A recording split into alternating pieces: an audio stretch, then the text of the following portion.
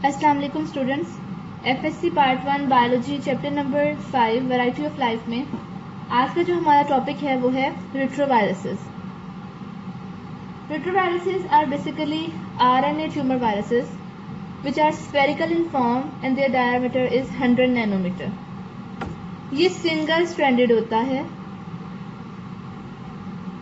Which is enveloped by host plasma membrane. यानी कि अगर हम बात करें कि जब फर्ज करें ये एक वायरस है,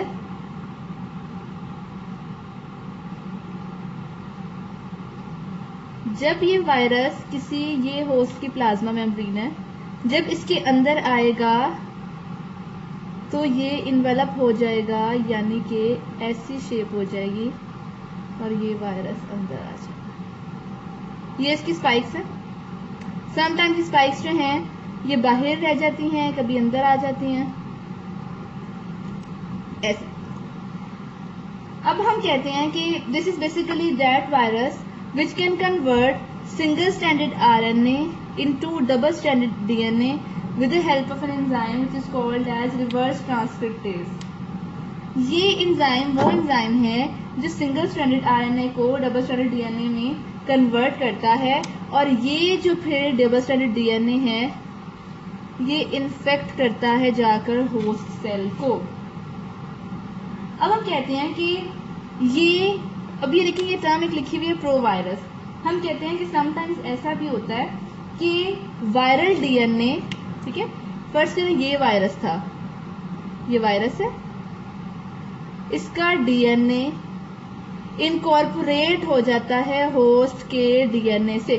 फर्स्ट करें मैं कहती हूँ ये होस्ट का डीएनए है और ये वायरस का डीएनए है, ठीक है।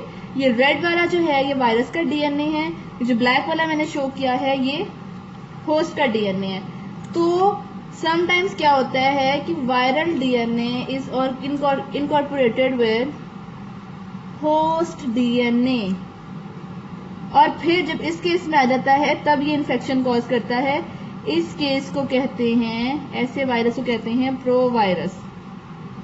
मैंने क्या कहा कि जब viral DNA is incorporated with into host DNA, जब ऐसी फॉर्म होती है, मतलब ये देखें ब्लैक और ये रेड, जब ये ऐसी फॉर्म होती है तो ऐसे वायरस को हम क्या कहते हैं, प्रो वायरस। अब ये जो प्रो वायरस है ये जो अगले डॉटर सेल्स में जाता है तो ये डिजीज कॉज करता है। जैसे अगर मैंने आपको ये बताया, अब अगर ये नेक्स्ट जनरेशन में जब पास आउट होगा, ठीक है, जब उसके डॉटर सेल्स बनेंगे तो वो ऐसे ही होंगे। ये देखें हम ये दो डॉटर सेल्स अगर हैं, इन डॉटर सेल्स में ऐसा ही वायरल डीएनए इनकॉर्पोरेट होकर ऐसा ही बनाएगा। अब हम कहते हैं कि यही जो है ना, इसीलिए हम कहते हैं कि जो कुछ रेट्रोवायरसेस हैं वो नॉर्मल सेल को कैंसर सेल्स में कन्वर्ट कर देते हैं। अब हम ये कहते हैं कि जो रेट्रोवायरसेस हैं दीज आर बेसिकली स्पेसिफिक, ठीक है, इनका एक्शन जो है वो स्पेसिफिक होता है। इनको स्पेसिफिक रिसेप्टर साइट चाहिए, ये स्पेसिफिक रिसेप्टर साइट चाहिए जिसके ऊपर ये आकर बाइंड कर सकें। ये उन सिर्फ जो है सेल्स को, होस्ट सेल को इन्फेक्ट करते हैं जिनके पास रिक्वायर्ड रिसेप्टर होता है, ठीक है। अब अगर देखें ऐसा रिसेप्टर चाहिए रेट्रोवायरस को बाइंड करने के लिए, और जो है रिसेप्टर साइट ऐसी होनी चाहिए, और अगर किसी की रिसेप्टर साइट ऐसी है तो रेट्रोवायरस कभी भी यहाँ आकर कंबाइन नहीं कर सकता, वो हमेशा इस पर आके कंबाइन करेगा क्योंकि उसकी ये रिक्वायर्ड रिसेप्टर साइट है।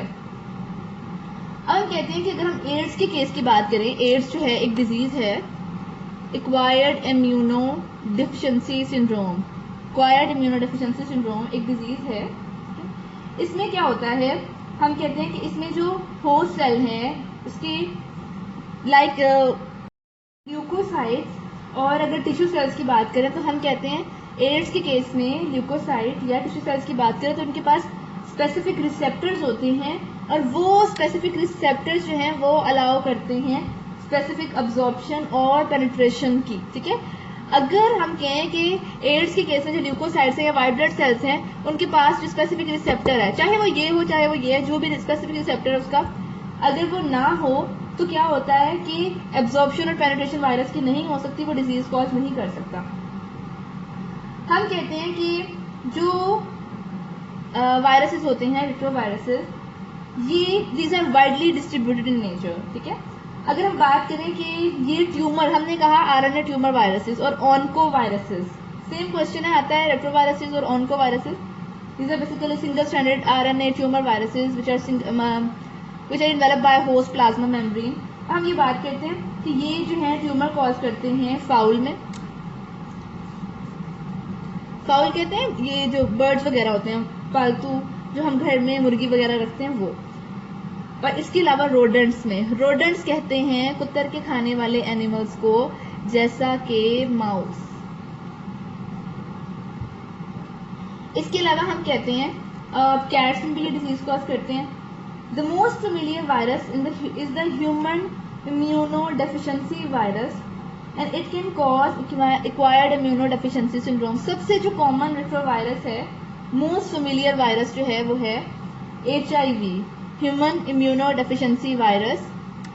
ये है HIV, human immunodeficiency virus, which can cause a disease which is called as acquired immunodeficiency syndrome, जिसमें इम्यून सिस्टम वीक हो जाता है। ये जो टॉपिक है जो हमने अभी पढ़ा है रेट्रोवायरसेस, ये एग्जाम पॉइंट ऑफ व्यू से बहुत इंपॉर्टेंट है। ये पेपर में बार बार आता है, शॉर्ट में भी आता है, लॉन्ग में भी आता है। तो आई होप मैंने आपके सारे पॉइंट्स क्लियर कर दिए हैं। तो ये बड़ा इंपॉर्टेंट है, इसलिए नोट डाउन कर लिया करें साथ साथ जो भी इंपॉर्टेंट पॉइंट्स बताएं, ये जो भी क्वेश्चन इंपॉर्टेंट बताएं। Thank you.